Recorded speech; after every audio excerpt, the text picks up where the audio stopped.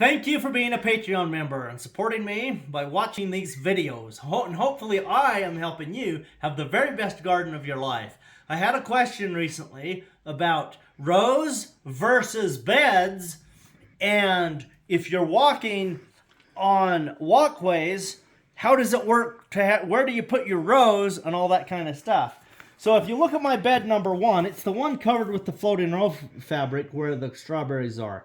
And then I have a walkway, and the walkway is 1 foot wide, and it's kind of down in a trench, and it's super muddy right now because we have snow melting. It's coming in underneath. And then we have 3 beds right here. So we have 1, 2, and this is bed 3.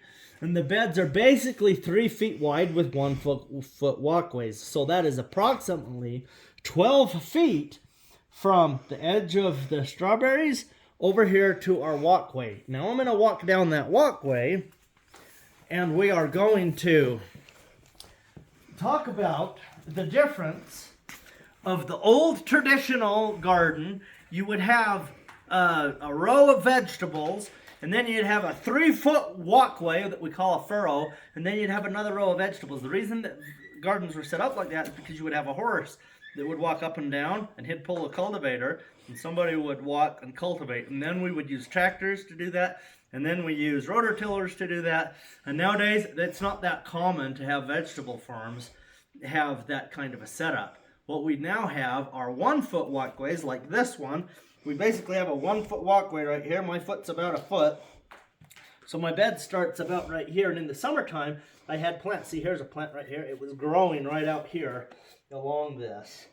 And so these are set in a ways from where the bed is.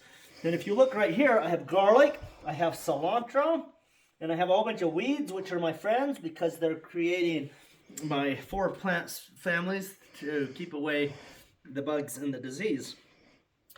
But in this width right here that's 3 feet wide, I have 1, 2, 3, 4, 5 rows of garlic, and I could have probably got 8, but I made that bed a little bit more narrow because I need to access underneath my worm bin to get the compost out. So it could have had quite a few more rows. So we have rows going this way, but I also oriented them basically this way, so it's more like a square foot garden where everything is on a grid system. Now over here from our 12-foot width here, originally when I set this whole greenhouse out, I numbered bed 1, 2, 3, 4, 5, and 6. And of course the worm bin's not bed 6, but bed 6 starts over here at the end. And so, but what I decided is I don't need all those walkways. I could grow food there. So I have 2 major walkways. This walkway, it goes all the way to the end, then it goes over between bed 1 and 2 and all the way up. So now what I have is 1 wide bed, 12 feet wide. Well, you can't reach in 6 feet to grab anything. I can barely reach in 3 feet. 2 feet is about as far as you can reach in to get anything to work a garden. So my walkway and all my foot traffic goes around. The only time I walk in there is when I'm going to actually plant something or harvest something or remove a weed or add compost or chase a cabbage looper with a broom to kill it. Those are the only times I ever go in there. So does that get enough foot traffic to compact it? No. Does this get foot traffic to compact it? Absolutely. So where you're walking a lot in your gardens, you need to have distinct pathways that you're walking on.